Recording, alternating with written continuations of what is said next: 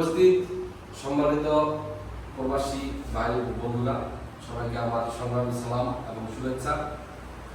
আজ আমরা এখানে দিনে মিলিত হয়েছি এই জন্যই যে আমাদের বাংলাদেশে একটি বড় অভ্যুত্থান হয়েছিল। সেই অভ্যুত্থানে বাংলাদেশের আপামর ছাত্র জনতা এবং বিভিন্ন সর্বদলীয় মানুষ একটি সরকারকে পতন ঘটিয়ে আবার একটি নতুন স্বাধীনতা এনে দিয়েছে।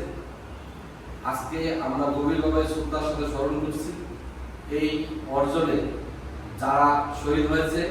আমরা প্রত্যেকের রুহের আত্মার মাগফিরাত কামনা করছি এবং আমরা তাদের পরিবারের প্রতি গভীর সমবেদনা প্রকাশ করছি। আমরা চাই আমাদের যেই দলে আগামীতে ভবিষ্যতে ক্ষমতা আসুক না কেন, আমাদের প্রবাসীদের যেই প্রাপ্য অধিকার, সেই অধিকারটা আমরা ফেরা চাই। আর একটি দেশ, একটি দল এবং বহুমাত্রিক যে গণতান্ত্রিক একটা দেশ হতে হলে যে মানুষগুলা বিভিন্ন দলের সাথে সম্পৃক্ত থাকে, সেই প্রত্যেকটা দলের কর্মীদের প্রতি আবার একটা বিশেষ অনুরোধ, আপনারা যারা বিগত 15 বছর আমাদের দেশটাকে শোষণ করেছিলেন, আপনারা আগামীতে এরকম ধরনের কোনো চিন্তা ভাবনা আর করবেন না। আগামীতে যারাই ক্ষমতায় আসুন, আমরা তাদের সাধুবাদ জানাই। আমাদের বাংলাদেশ একটি জাতীয়তাবাদী শক্তির হাতে, যারা মানুষের জন্য কাজ করবে, দেশের জন্য কাজ করবে এবং দুর্নীতি মুক্ত এবং সন্ত্রাস মুক্ত, চাঁদাবাজ মুক্ত একটি বাংলাদেশ উপহার দিবে। আমরা সেই সরকারের, নতুন সরকারের কাছে সেটা কামনা করছি। আর বাংলাদেশের এই স্বাধীন, এই বর্তমান যে নতুন স্বাধীন হলো আমাদের দেশ, এটার সাথে যারা জড়িত ছিলেন, আন্দোলন করছেন, তাদের সবার প্রতি আমার রক্তিম শুভেচ্ছা এবং অভিনন্দন। আমরা চাই আমাদের প্রবাসীদের যে ন্যায্য অধিকার, আমাদের আপনারা এখন বিপদে পড়ছিলেন, আমাদের কাছে হাত জোর করে আপনারা বলেছিলেন যে আপনারা রেমিটেন্স পাঠান। আমরা তো রেমিটেন্স পাঠাই আসছি। আমাদের ছাড়া যে দেশ অচল, তা আমাদের প্রবাসী ভাইরা দেখা দিল এবং আমাদের প্রতি বিগত যেই আইসিটি মধ্যে আমাদের প্রতি যে জুলুম নির্যাতন করেছে, আমরা তার তীব্র প্রতিবাদ জানাচ্ছি। কারণ আমাদের ফ্যামিলি থেকে আমাদের বিগত 15 থেকে 20 দিন আমাদেরকে সম্পূর্ণই আমাদের ফ্যামিলি থেকে আমাদের আলাদা করে দিয়েছিল।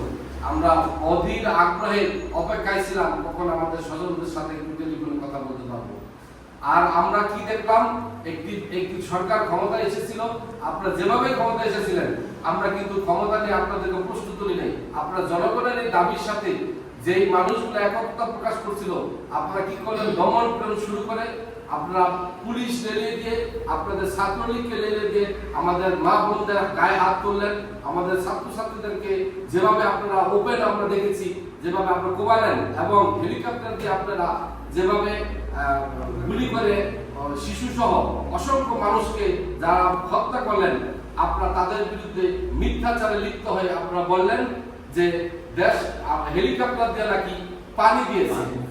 একজন হাজী সাহেব, একজন হজ করা মানুষ, একজন প্রাপ্ত বয়স্ক একজন মানুষ একটি দেশের প্রধানমন্ত্রীর কাছে আমরা এটা কখনো আশা করিনি। আজকে এই ছাত্র জনতার আন্দোলনের মধ্যে আপনি যাচাই করে দেখেন, 50% বেশি আওয়ামী ফ্যামিলির মানুষ ছিল। আপনারা তাদেরকে পর্যন্ত আপনারা এই প্রজন্মের মানুষগুলোকে আপনারা রাজাকার বলে যেভাবে ধিক্কার জানিয়েছেন, আজকে সেই রাজাকাররা দেশকে নতুন করে স্বাধীন করলো।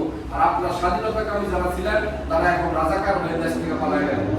আমরা এটা কখনো আপনাদের সাথে আশা করিনি। আপনি একজন প্রধানমন্ত্রী ছিলেন, আপনি দেশ পরিচালনা করেছিলেন, আপনার হাজারো সন্তান যারা আপনাকে সন্তান সমতুল্য মায়ের মতো আপনাদেরকে শ্রদ্ধা করতো, আপনারা কি করলেন, আপনি পিছনের দরজা দিয়ে আপনি চলে গেলেন হাজারো সন্তানকে আপনি ফেলে। কোনো মা কোনোদিন তাদের সন্তানকে ফেলে যেতে পারে না। তাই আমরা অদূর ভবিষ্যতে যারা ক্ষমতায় আসবে, আমরা তাদের কাছে এটাই দাবি জানাবো, আপনারা এরকম কোনো কাজ করবেন না যেটা আমাদের দেশের জন্য ক্ষতি হয় এবং এটার পুরো পুনরাবৃত্তি যেন আর না হয়। আমরা একটি শান্তিপূর্ণ, সুন্দর, উন্নত একটি দেশে যাওয়ার জন্য আমরা প্রবাসীরা যেভাবে যুদ্ধ চালিয়ে যাচ্ছি, আমরা আমাদের দেশের সরকারের কাছে সেটি আশা করব। আমাদের রেমিটেন্স যোদ্ধাদের এয়ারপোর্টে আমাদের যাতে কোনো হয়রানি করা না হয়, এখানে যে এম্বাসি আছে, এম্বাসিতে আমাদের কোনো ক্ষতি করা না হয়, আমাদের সাথে কোনো তালিবানি না করা হয়, আমাদের পাসপোর্টে যে হয়রানি, একটি অ্যাপয়েন্টমেন্ট নেওয়ার জন্য এখন আমাদের পিছিয়ে ঘুরতে হয়, দিনের পর দিন ইমেল পাঠানো, এটা কোনো জবাব পাওয়া যাচ্ছে না।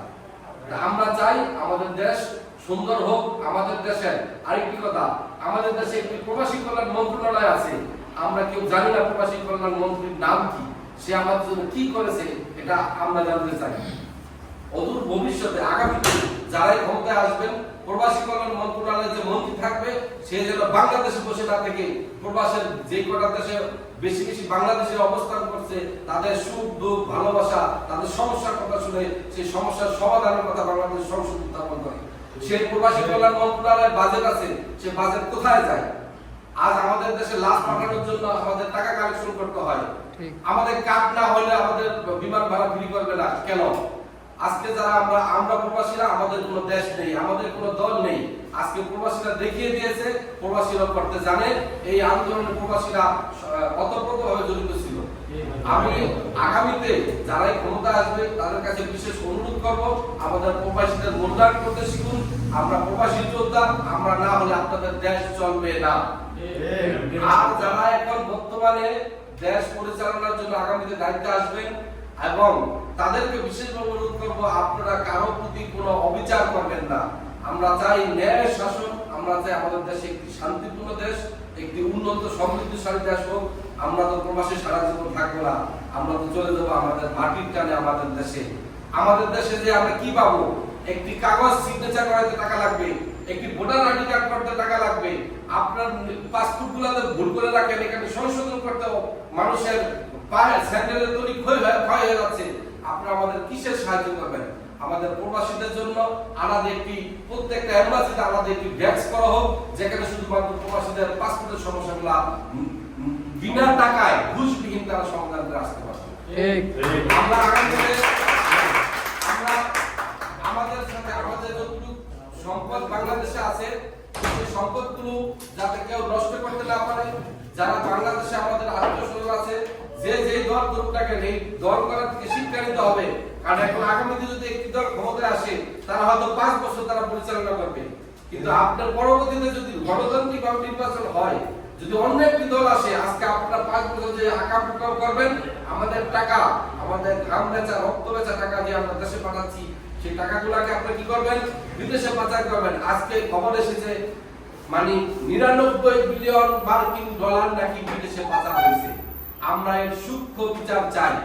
আর কি কথা, যে 300 এমপি থাকবে, 30 জন সংরক্ষিত আসনের এমপি থাকবে, আমরা তাদের প্রত্যেকের শ্বেতপত্র প্রচার করতে হবে। নির্বাচনের আগে প্রত্যেকের কতটুকু কি আছে জানার পরে প্রতি মাসে এটা একটা পর্যবেক্ষণ করার জন্য একটি টিম থাকতে হবে বাংলাদেশে। আরেকটা জিনিস, এই পর্যন্ত যতবার শপথ হয়েছে, যেই দলই ক্ষমতা আসছে সবাই শপথ ভঙ্গ করছে। আমরা চাই আগামী নির্বাচনের যে শপথ হবে, সেই শপথটি হবে কোরআন ধরে শপথ, যাতে কেউ রাষ্ট্রের টাকা দুর্নীতি করে বিদেশে বাড়ি গাড়ি করে আমাদেরকে এতিম করে কেউ ফেলে যেতে না পারে। আমরা চাই আগামীতে আমাদের দেশটি সুন্দর হোক, ভালোভাবে চলুক। আমরা দেশের সকল মানুষের প্রতি সহানুভূতি জানাচ্ছি, যাদের ক্ষয়ক্ষতি হয়েছে তাদের প্রতি সহানুভূতি জানাচ্ছি, যাদের ফ্যামিলির মানুষ এই পর্যন্ত শহীদ হয়েছে তাদেরকে শহীদের মর্যাদা দেওয়া হোক, এবং আগামীতে যাতে বাংলাদেশ সুন্দরভাবে চলতে পারে সেই প্রত্যাশা রেখে আজকের আয়োজক যারা আয়োজন ছোট ভাই বোনেরা আপনারা যারা আয়োজন করছে আপনাদেরকে অত্যন্ত অনেক অনেক ধন্যবাদ জানিয়ে শুভেচ্ছা জানিয়ে আজকের এই সংক্ষিপ্ত সুন্দর এই বিজয় দিবস উদযাপন অনুষ্ঠানের সাফল্য কামনা করে আমি আমার বক্তব্য শেষ করছি। ধন্যবাদ।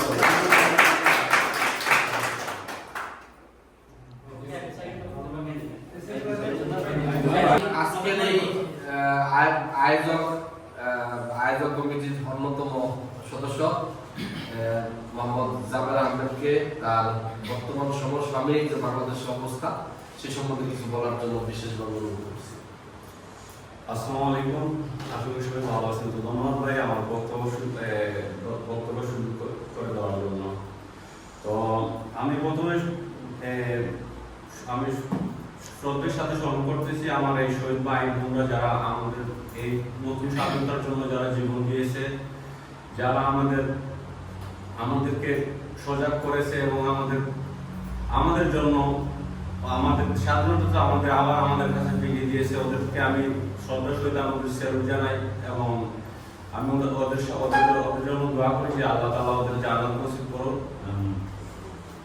তো আমরা আসলে কি সবাই আমরা মানে এখান থেকে আমরা দেশের বাইরে যারা আছে বর্তমানে মনে করেন বা যেই আছে কেউ মানে প্রতিটি মানুষ চায় না যে আপনি পরিবার থেকে দূরত্বে থাকুক, সবাই চায় যে পরিবারের সাথে থাকুক বা পরিবারের সাথে সময় কাটাবে, ঠিক আছে। তো আমরা আমাদের ভৌগোলিক কারণে বা আমাদের অর্থনৈতিকের জন্য অনেকেই আমাদের দেশের বাইরে আছি। তো আমার একটা দাবি ওইটাই থাকবে যে আমাদের দেশে যাতে মানে আমরা কর্মসংস্থানের বেশি বেশি করে কর্মসংস্থানের ব্যবস্থা করতে পারি। আমরা সবাই মানে বর্তমানে তরুণ সমাজ আমরা আমাদের দেখিয়ে দিয়েছে কিভাবে রাষ্ট্র সংস্কার করতে হয়, কিভাবে দেশ সংস্কার করতে হয়। আমরা দেখেছি আমাদের বর্তমানে এই যে ঢাকার মধ্যে যে ট্রাফিকের জন্য আপনার দিনের পর দিন ওখানে আটকে থাকতে হয়, পুলিশরা ওটা সমাধান করতে পারবে, কিন্তু আমাদের ছাত্র ভাইরা এত সুন্দরভাবে মানে ওগুলো পরিচালনা করতেছে যেগুলো মানে মনে করেন বহির্বিশ্বের মতো যেমন উন্নত দেশগুলোর মতো এমন সিস্টেমটা ওটা মানে সত্যি প্রশংসার দাবিদার ওরা। তো এরকম মানে আমরা আমাদের দেশের অনেক মেধাবী ভাই-বোনরা আছে যারা মনে করেন আপনার পরিচর্যার জন্য যেমন অনেক যেমন আমরা যদি চাই আমরা কয়েকটা গবেষণাগার করতে পারি, যেমন যারা পড়ালেখা করতেছে বা মানে মেধাটা যাতে কাজে লাগাইতে পারে ওই বিষয়ে আমরা স্বেচ্ছা হবো সবাই। আমরা ইনশাল্লাহ আমরা যতটুকু সম্ভব আমরা ইনশাল্লাহ ওই বিষয়ে আমরা সহযোগিতা করবো। আর প্রবাসীরা সবসময় আছে আমাদের ভাই বোনদের পাশে এবং দেশের জন্য সবসময় নিঃস্বার্থ ভালোবাসা নিঃস্বার্থভাবে সবসময় আছে। তো আমরা সবাই উদ্যোক্তা হবো ইনশাআল্লাহ। সবাই আমরা আমাদের ভাই বোনরা যারা নতুন প্রজন্ম গড়ে উঠতেছে, নতুন যারা অনেকে শিক্ষা গ্রহণ করতেছে, আমরা ওদের কাজের ব্যবস্থা করবো দেশের মধ্যে ইনশাআল্লাহ। আমরা দেশটা সবাই আমরা একত্রিত হয়ে দেশটা আগে এগিয়ে নিয়ে যাবো। এই দেশটা আমাদের সবার, এই দেশটা এটা সবার, এটা সাম্প্রদায়িক দেশ, ঠিক আছে। তো গণতান্ত্রিক দেশ, এটা সবার জন্য সবার সমান অধিকার আছে। তো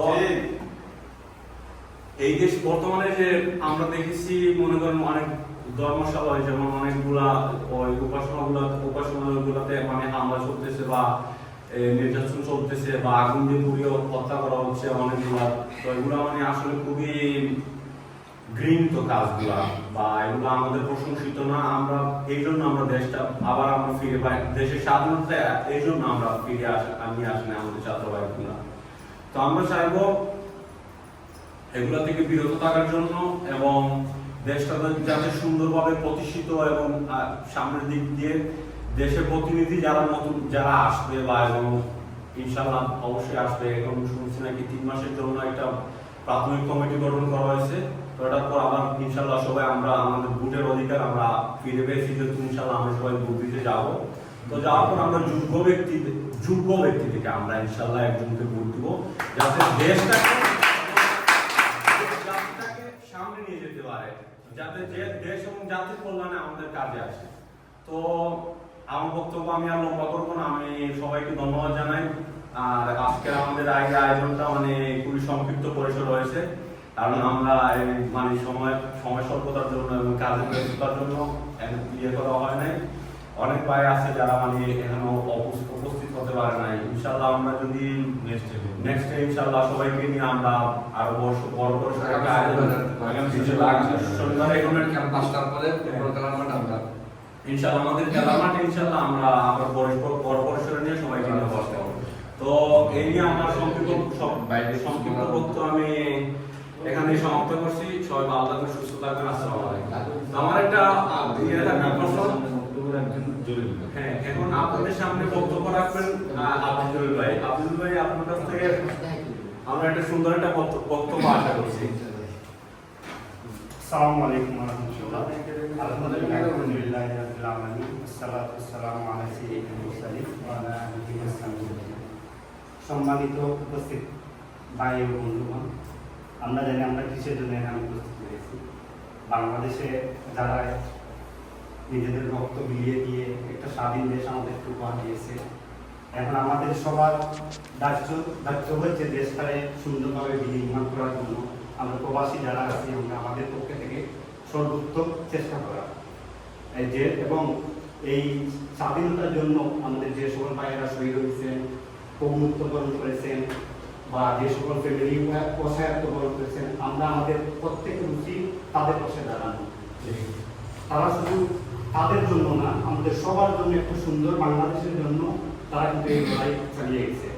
তো বেশ কিছুদিন আগে 2-3 দিন আগে আমরা একজন ভাই আমরা কল দিছিল যে ওরা একটা কমিটি করছে, যে সকল ভাইয়েরা উন্মুক্তকরণ করছে বা শহীদ হয়েছে তাদের ফ্যামিলির ওরা সাহায্য করতে চাইতেছে। তো এই জন্য আমরা কল দিছিলেন। তো আমি সবাইকে অনুরোধ করবো, আপনারা যদি কেউ শহীদ হইতে চান আমি ওনার নাম্বার দিয়ে দিব, তো আপনারা ওনার সাথে যোগাযোগ করে যে যেভাবে পারেন বাংলাদেশে একটা নতুন স্বাধীনতার জন্য যারা শহীদ হয়েছেন বা পঙ্গুত্বকরণ করছেন তাদের জন্য সবাই আমরা এগিয়ে আসবো ইনশাআল্লাহ। এবং আমি বাংলাদেশের আগত যে সরকারি আসুক না কেন, আমরা একটাই বলবো যে আমরা যারা প্রবাসী আছি আমরা কিন্তু বিদেশের মাটিতে বছরের পর বছর শুধু খাইতে যেতেছি দেশের উন্নয়নের জন্য, আমাদের ফ্যামিলির জন্য। আমরা কিন্তু এখানে যত টাকায় রুজি করি না কেন, আমরা কিন্তু এখানে প্রবাসী আমাদের টাকা খাওয়ার জন্য নির্দিষ্ট পরিমাণ টাকা ছাড়া সব টাকা কিন্তু আমরা বাংলাদেশের উন্নয়নের জন্য আমরা ঢুকিয়ে দিই। কিন্তু আমরা প্রতিনিয়ত কি দেখতে পাই, যখনই কোনো ভাই বাংলাদেশে ব্যাক করতে চায় বা এয়ারপোর্টে ইমিগ্রেশনে আমরা কিন্তু বিভিন্ন হয়রানির শিকার হই।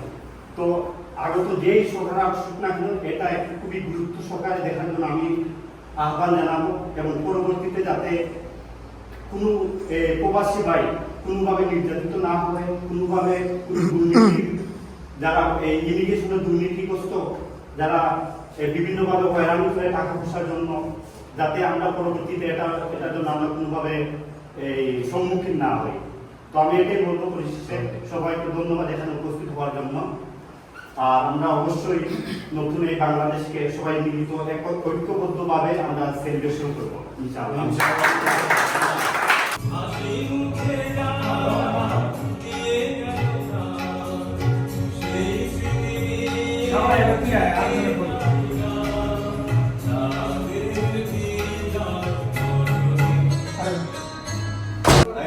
রেডি তাহলে হবে তালি দেন বাংলাদেশ বাংলাদেশ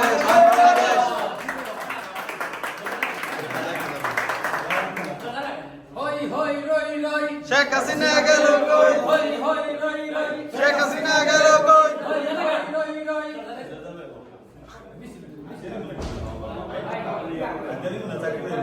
শেখ হাসিনা ধইরা ধরে কইরা শাসক রাষ্ট্র ভাই জামা আমাদের দিয়ে দিবেন। খাওয়াই দেন একটু খাওয়াই দেন কোন দেশের পালালি ভিডিও হইতাছে ভিডিও ছবি তুলুম দাঁড়ান তাহলে